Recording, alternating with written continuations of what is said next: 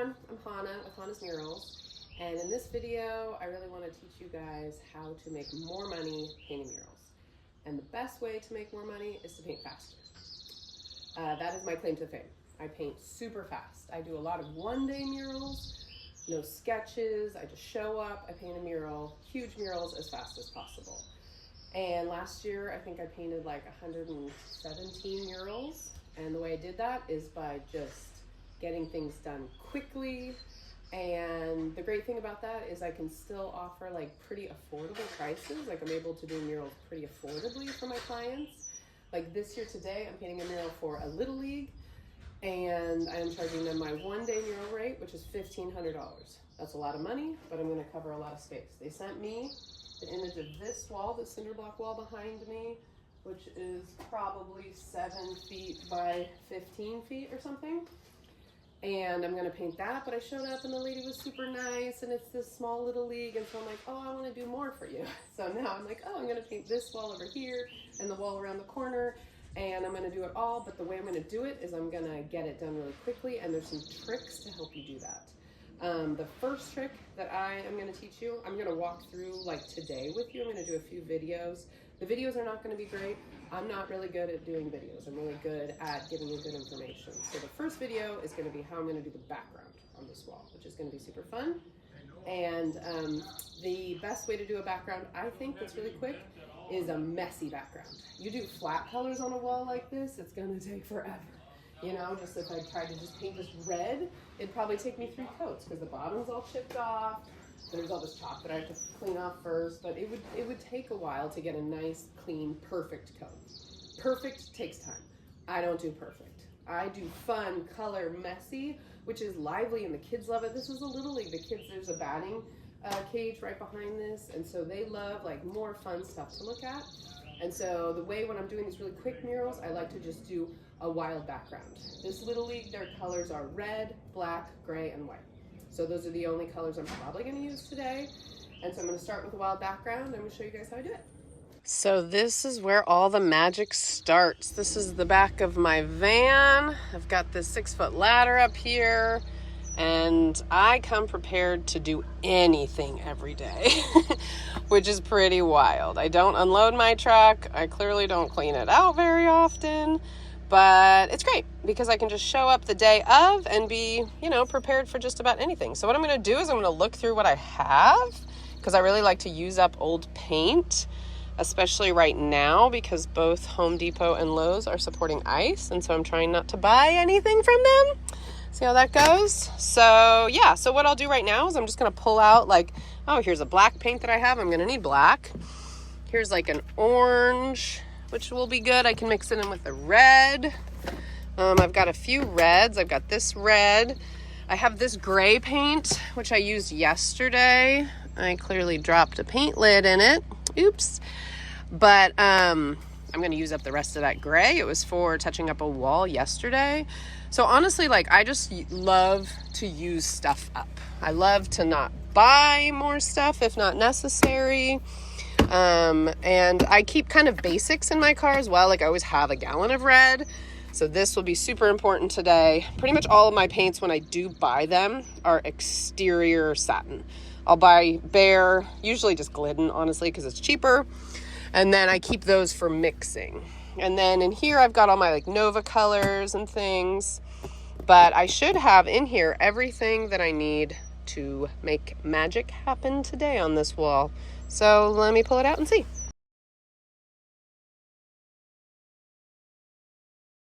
Okay, so this is what I have decided to use.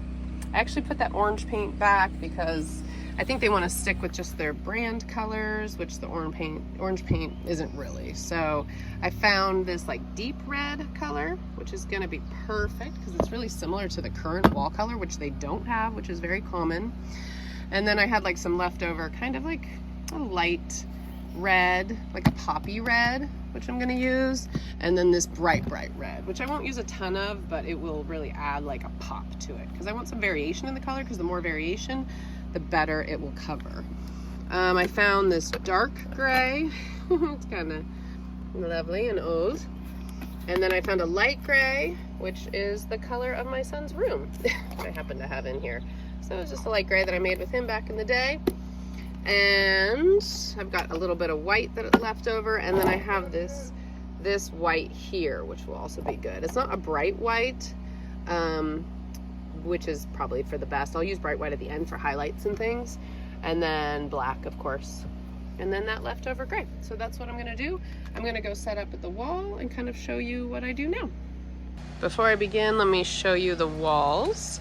This is the one that they hired me to paint with all the dirt. I guess there's like chalk that the kids like to put on their hands and smack onto the wall. Sorry about the noise. They're doing some roofing on site. Always a joy. And so I said, hey, how about we paint this wall as well? Not the door, because no, thank you. But at least this like cinder block area right there and above it. So I'm gonna paint that. And then as the kids enter, they're gonna see this wall. So I was like, oh, we should paint around here as well. So I'm adding those in for free, just because, you know, why not? I'm fast. If I can make it happen, why wouldn't I? Because it's super cool for this small little league to get more bang for their buck. So I'm gonna show you how I'm gonna get started on this wall.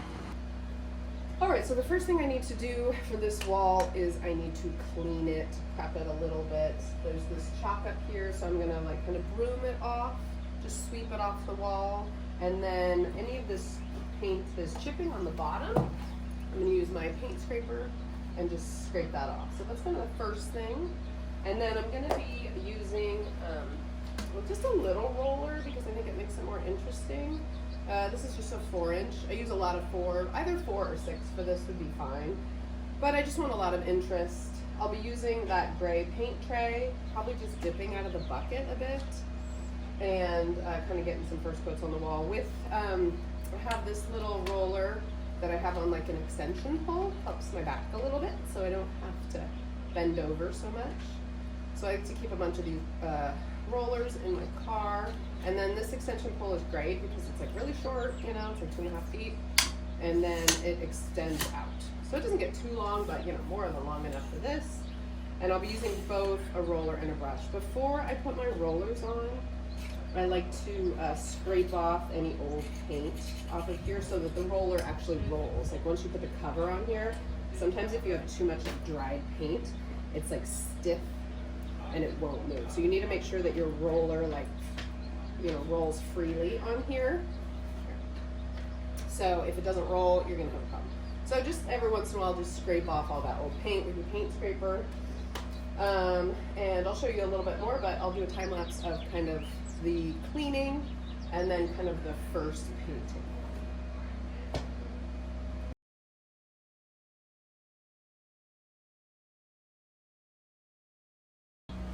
All right, so the wall is, the wall is cleaned and scraped off. So now I'm just gonna dip this roller right into this bright red paint.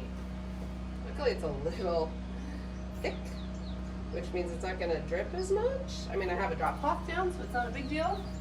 But then I'm just gonna roll it around a little bit, try to get a little bit of coverage with it.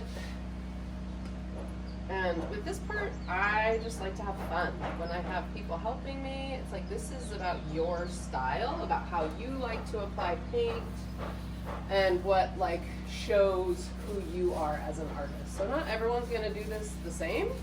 Some people are gonna like to have a lot of marks on the wall, some are gonna like to blend. And then I'll just open up this thing. This is a leftover paint from a big project I did with Marriott. And then I'm just gonna mix in this kind of deeper red with this bright red. And I'm dripping some, but I have a drop cloth down, so it's not a big deal. And I just kind of want to get coverage on this wall. And I don't want to mix, personally, I think don't mix them too much because you want it to be clear that there's a lot of different colors going on. The nice thing is since this wall is already red, it's not a huge deal if it doesn't fully cover. But yeah, I'm just going to interchange these colors. And it's going to give this kind of messy red background that I think is pretty cool. So I'll set up probably a time lapse so you guys can see it. I don't want any like dripping paint. You know, I don't want any like thick. So anywhere I see like any really thick paint, I'm gonna move it around. Right here. But yeah, this is gonna give me quick coverage. Okay, that's probably been, what, a minute? And I've gotten like a 4 foot by 4 foot area covered. So you just see how fast it is. And it's kind of interesting, you know? So, and what I might do, let's try something. So I'm doing these two colors. And remember, I had this gray left over from yesterday. I think it'd be kind of pretty to mix in some of this gray into the red. Gives it a little more contrast, which is fun. So as I go, I'll just take this brush. And I think the more interest, the better. You know, keep it exciting. I'm gonna do some little, you know, shapes and things. But I think this kind of stuff is gonna make the background really fun. And I use up this gray paint, which is rad.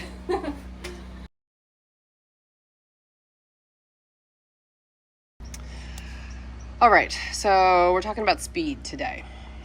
I need to paint the bottom here. And so I pulled out this brush and I was like, all right, I'm gonna paint the bottom. But these bristles on this brush are very soft. This is kind of a nicer brush, you know? It's got these nice soft bristles and it sucks for painting in here. So you go over, even when you have a lot of paint on the thing, it's just like it doesn't get into the holes. So you can poke and everything and you just have all of these gray holes showing through. So even I mess up. I mean, I mess up a lot, but this is not the right brush for this project. It is too nice. So that's going in my nasty bucket of paint water. And I pulled out this brush. This brush is older. I've taken very bad care of it. But you know what? Now it's perfect because it's so stiff. It's got a lot of paint in the bristles. It's kind of worn down. And these stiff bristles are going to help so much so that when I get paint on it, it just fills right in. The stiff bristles are so much better for textured walls because they're firm and they get into all these holes. They're just so much better. So every time I'm painting on a rough wall, I try to use my oldest, nastiest paintbrushes. The shorter the bristles, the better. Like if I can take good enough care of this one that it'll last for another year, the bristles will be worn down to like half this length. And it'll be amazing because they'll be like so stiff where like every hole, they just get right into it. And they're not great for, then this brush is not great on a smooth wall because it scrapes the paint right off. Like it doesn't allow the paint to sit on a smooth wall. But for these textured walls, this is the kind of brush you want. Old, nasty, not taken care of, full of paint. Do not throw out these brushes. They're great. I use a tool that's like has metal fingers and it scrapes out like big pieces of paint out of it to clean it so that at least it's like I can move the bristles. But this thing is rad and it's gonna work great to get into all this stuff. All right, so I got the first coat on all of these walls. I just rolled out the two colors of red and then did this kind of light gray with the brush. It doesn't look amazing, right? We're not there yet, but it covered up these old nasty walls and it gave us like a good base coat.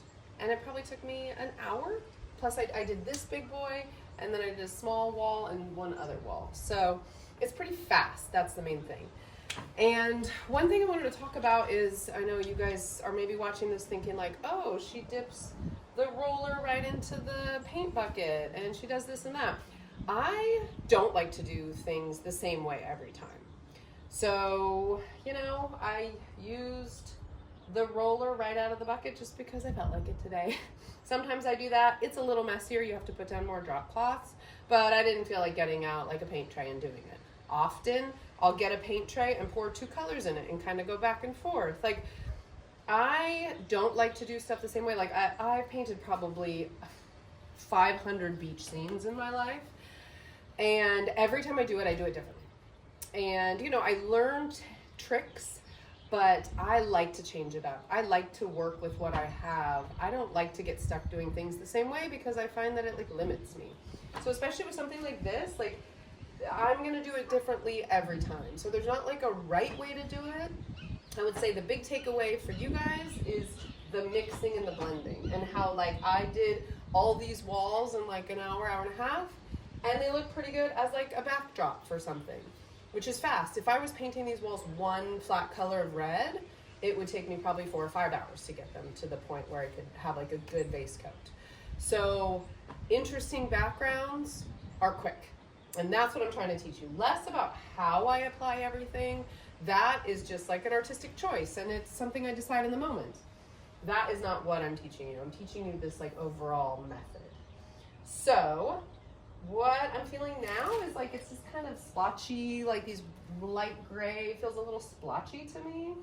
I did bring some spray paint, which I use sometimes. I think spray paint for me, I am not good with spray paint. I've kind of learned how to use it, but not well. This is, I tested on the wall. This is like a silver spray paint. They're trying to stick within their colors, which are red, black, silver, and white, or gray and white. So I thought, well, silver's a great way of not bringing in another color, but bringing in like some cool contrast and interest, and like the kids will like it because this is, you know, young Little League kids. They're gonna want something. It looks kind of cool, and spray paint just adds a different effect, which I really like. So often I'll just use it to add a little bit of a mess, a little bit of interest, you know, to this kind of wall. So, you know, I'll just,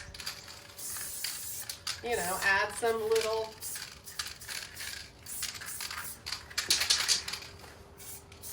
and then do some drips. I think some drips are always cool. Oh my God, these silver drips, what? Like those look wild. So I'm just gonna add some interest. I'll do it all over.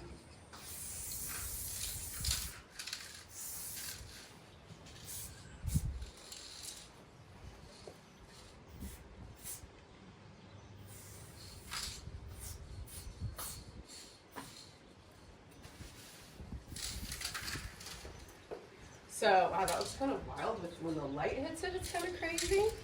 And then I was thinking I didn't bring in like a dark gray, so I have this really dark gray that's left over.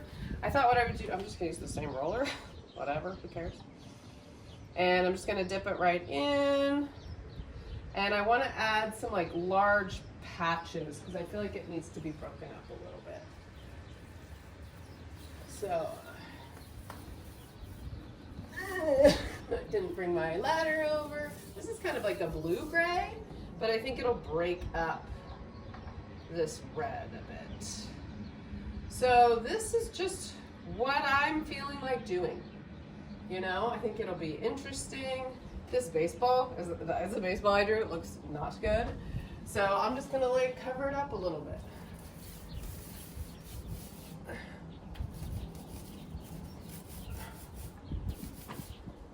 And then even I like to use the rollers.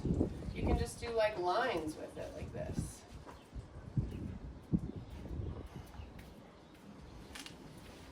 Did you hear my knee crack when I stood up there? You can even do like X's with the roller. I think it's kind of cool. It's kind of a poopy X, but you know, you can do dots. I mean, the thing I'm doing now is just like creating contrast and interest. So yeah, this is where you get to shine and just like be yourself as an artist. There's no rules. I often do this with a roller just because it's like fast and easy, and you know, and again, this is something that's going to be behind other things. Like I'm going to do their logo on top of this, and I'm going to do some wording, a short quote. So this is just to kind of add some interest. I'm a little worried because this gray looks very blue on here, doesn't it? It's like a blue gray, but it does feel very blue. So I might not do too much of this, or I might add another gray on top. We'll see. But yeah, let's see how it goes. All right, so I did this next coat of gray and silver. this is the part where I'm always like, I messed up. I always have a bit of a mental breakdown, like, what am I doing? I'm bad at art. This looks like trash.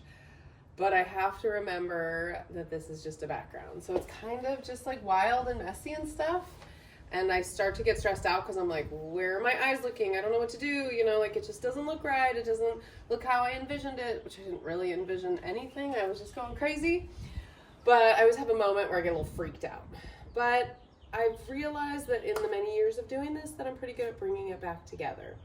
So the main thing now with this type of design is it needs a focal point. I need something that's gonna bring it together and make it feel like wallpaper as opposed to like the main art.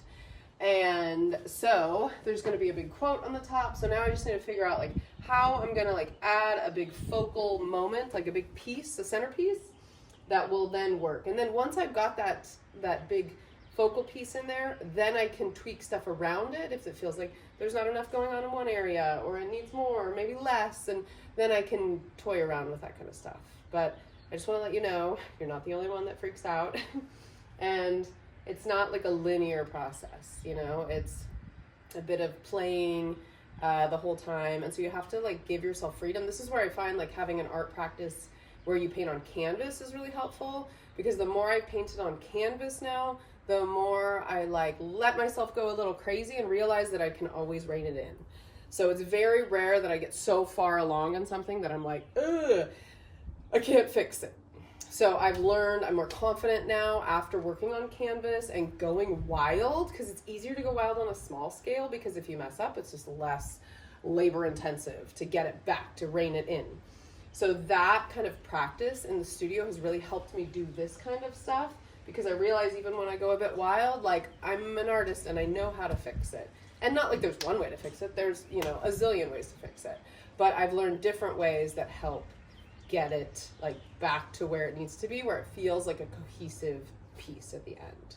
So I really encourage people to try stuff out on a smaller scale first, because it will help you with your mural practice. All right, so let's see how it goes. So I decided what I'm gonna paint. They asked for a quote. It is, never let the fear of striking out stop you from playing the game. It's a Babe Ruth quote, I believe that's it. So what I'm gonna do is I'm just gonna sketch this on the wall. I'm using a font that I really like. It's like a hand-drawn one. It has like a lot of movement. I use it a lot when I do high school and middle school murals, because it's kind of fun. It's all caps, which is easy, and it has a lot of forward momentum. So I think it's like a real go-getter. I think it really works for this age group. And yeah, so I'm gonna get it sketched out on here with chalk, and let's see how it goes. I'll do like a little timer. So I got this sketched out, this font on the wall, and I'll show you why I like this font so much. I've used it a bunch. I guess I kind of made it up, but I've seen similar fonts. Just the style, it's kind of like a distressed font that has a lot of forward momentum. I'm gonna use these two brushes. Well, I might use one or the other. One is like a rounded one, and one's a flat brush. So I'll probably start with the flat one. It's kind of, like I said, like an old one. See, it's pretty stiff, which is good. So the bristles are pretty worn down. They're not nice and smooth, which will be great for this textured wall. And I'm just using bright white house paint. So this is like bright white. I buy a 5-gallon of this. I always have it. I'm gonna do it because it's really gonna pop compared to all these other colors. You know, like this feels pretty white, this light gray, but once I put this on, you're gonna see that it's not at all. So this line I'm gonna work on in front of you is keep you from playing the game. So this is a K. So what I'm doing is I'm using this baseline here of the cinder block, which is great because I don't have to do any levels or anything, like any lines. And I'm going a little bit above the line. And then the cool thing about this font is it has like a very, you lean everything forward, and it's a little distressed. So actually it's a lot distressed. And so I do like, usually they kind of overlap. So see, this K is going to overlap there. And then there's kind of like areas where it like breaks off. So it's not like a nice flat edge, which the cool thing, remember, like I said, perfect takes time. This is not perfect. So it's this kind of like fun forward moving font. So every line that in a normal, you know, you think of like up and down, every line is gonna start at that same kind of angle. So I do kind of a forward leaning line like that. This is the E. And then this is the top line, the middle one, and then the bottom. And so I use this a lot because it's just like very, I don't know, it feels like very kind of fun and young, kind of a little hardcore, you know, and it's super fast. And what I'm gonna do is after I'm done painting this in, I'm gonna go outline it in black, which is really gonna make it pop. So this is another E, and so these lines kind of point upward. And I don't actually want the two E's to be exactly the same. This isn't like a normal one where you need like everything to be the same. It's fine if there's a difference because it makes it feel hand-drawn, which I think is kind of the cool part of it. And this is the P, and actually I'm going a little too, I need to pop it up a little bit because I said I was going above, forgot for a second. And the P is gonna be right here.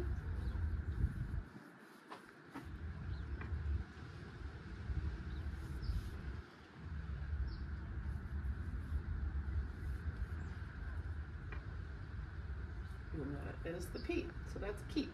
You can even have some areas, I'm gonna paint this dripping, that like little spots that aren't even connected. I think it's neat, like that little dot there. So, right, I just did keep, you know, it took like a minute or two, I don't know.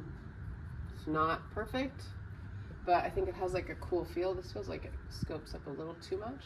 And the main thing is you kind of want to think like all the main lines of the letters, see how they're all kind of the same? And then these are kind of at the same angle. So you try to keep that, some things consistent because that is what will make your font feel, it'll make it feel cohesive. I know I don't think you're supposed to call these fonts if they're hand-drawn, but I don't remember what they're called. Letter forms or something. I'm not really a font nerd. I have friends that are, but that's a good start. I'll do a time lapse for the rest of it so you can see it happen, but yeah, let's see how it goes. So I've got this line done, keep you from playing. And what I notice is I have a lot of forward, like leaning here on the keep. And as I move, it got a little more upright. So I need to pay a little bit more attention and get these letters leaning more because the lean forward is what's gonna give it that motion. It turns out I'm only using this one flat brush. So let me give you a little straight on view. This is, what does it say? Striking out. So the S, I like to give a little, and really this is what it is. It's just like almost just flat brush strokes. And this is so much faster than doing a font. Like anything that looks like it was made by a computer, will take you forever and it will never look perfect. You know, it's just like, it's not, there's a reason they're made by computers. And if people want perfect lettering, then, you know, get vinyl. So this is hand done, but the hand done part is what makes it cool. And it's just kind of messy and, you know, it's got this cool movement to it. So this is really what it's about, is just leaning, giving a few strokes each time and letting it be messy.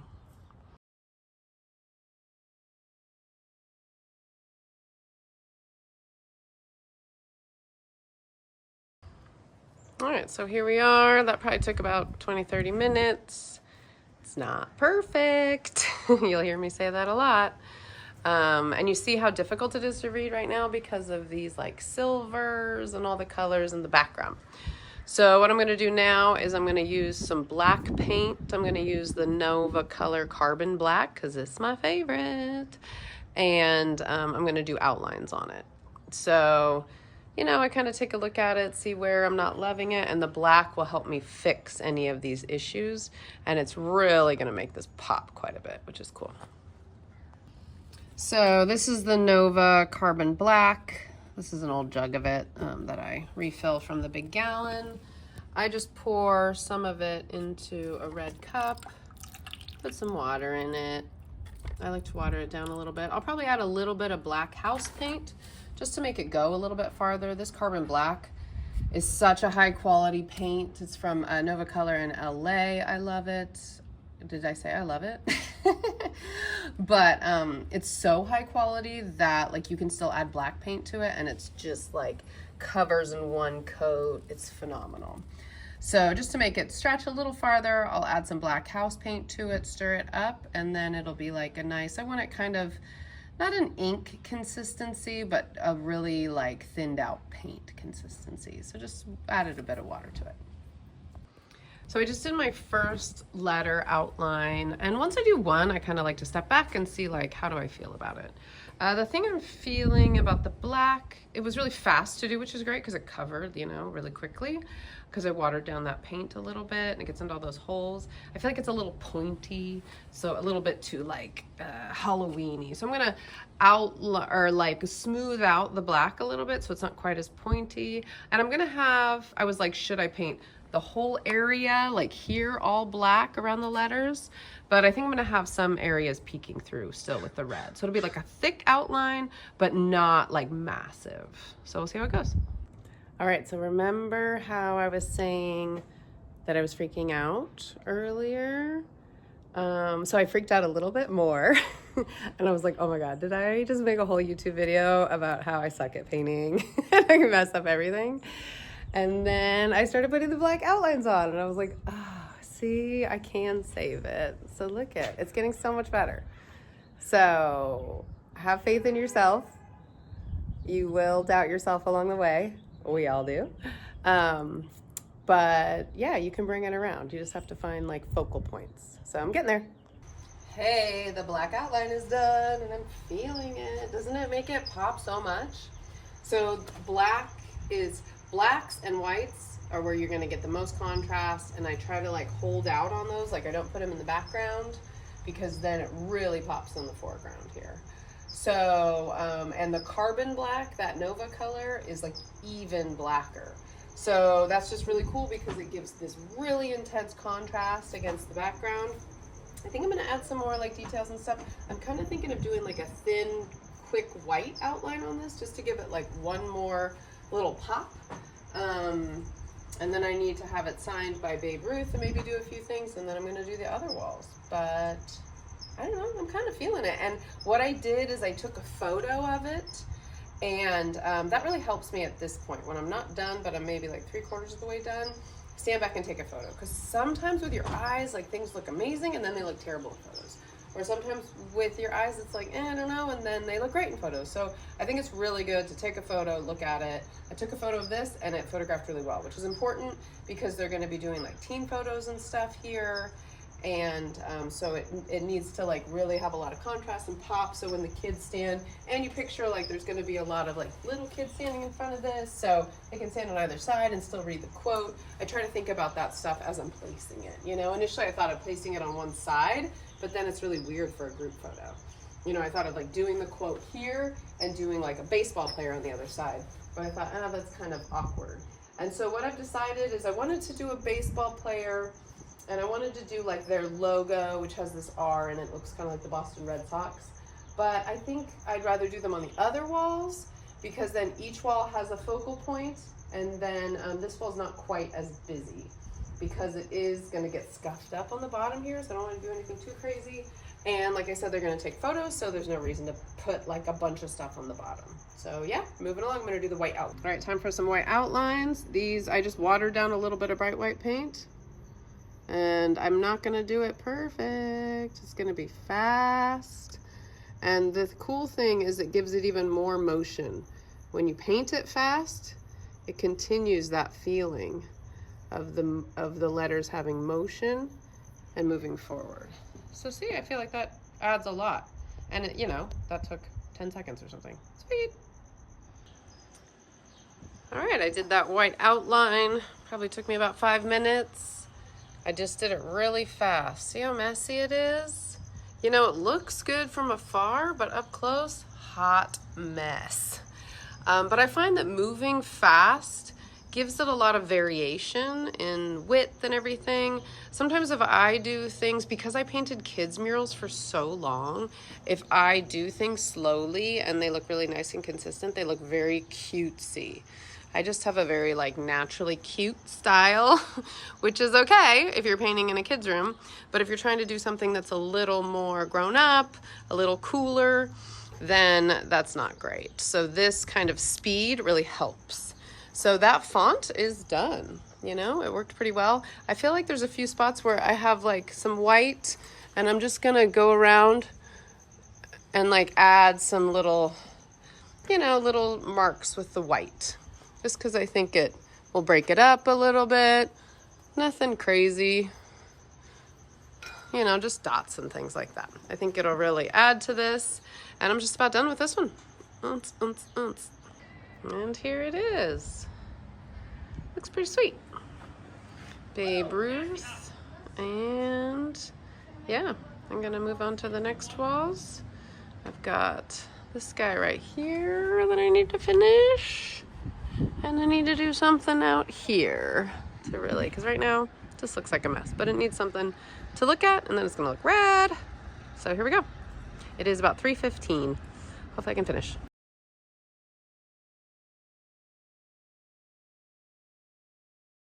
So I'm trying to show you on the screenshot how it works.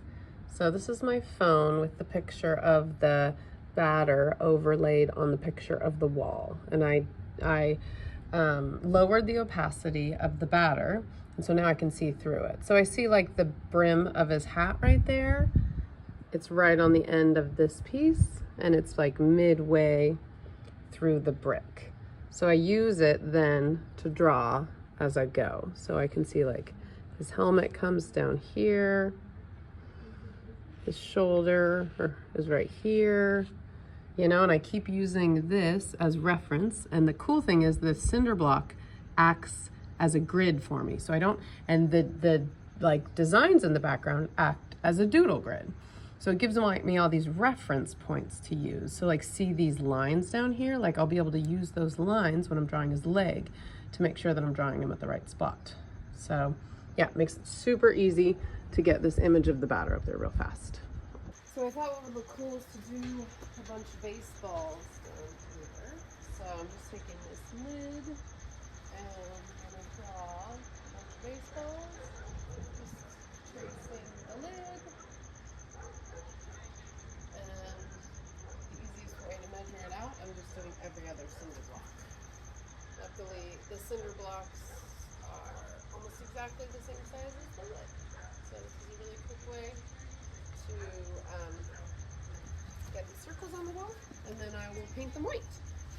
And on the other side, I think I'm gonna do a little piece of their logo, something kind of cute. And then maybe play ball. I thought that would be cute up top in that same font. So I'll sketch that out real fast. So I painted the balls in with the white paint. Now I'm using a bit of a thicker brush, still flat, kind of an old one.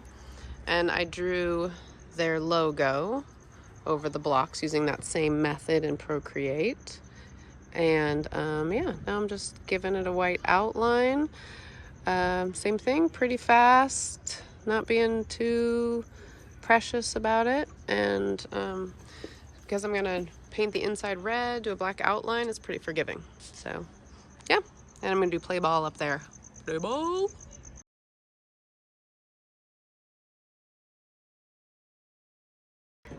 All right, I got the white coat done on here.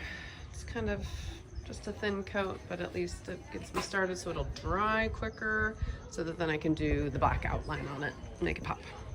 Boom. All right, and even with the red, I'm mixing these two reds together. The bright red and this more burgundy red, because it helps cover everything so much better. See, it just covers right up. And it makes it more interesting. here we are.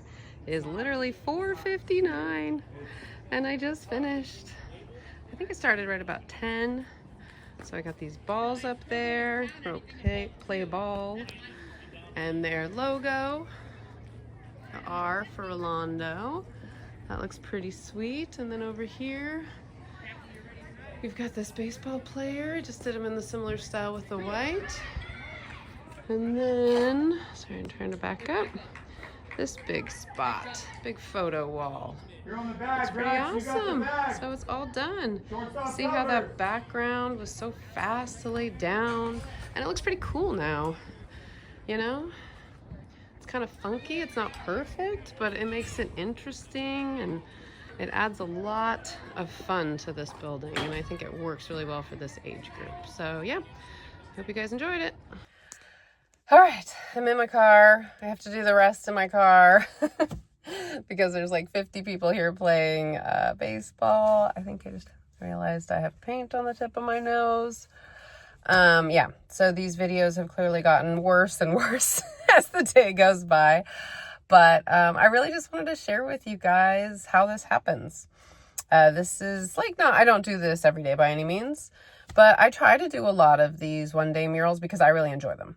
And I find it's a really good way to connect with like local organizations that don't have thousands and thousands of dollars. You know, $1,500 is still a lot for a little league or a school or some nonprofits and stuff like that. So I like to be able to work with them. I could raise my minimums and only do jobs that were $5,000, but I get a lot of joy out of these. And, so yeah, and I don't have to work so hard. Like you saw today, I made myself work harder than I needed to. I could have just done that one wall, and I would have probably done a better job on that one wall. But for me, it makes me feel good to give them some extra, and I think it makes a big difference to have a few walls done at the end of the day, and for them to, sorry, someone's calling me.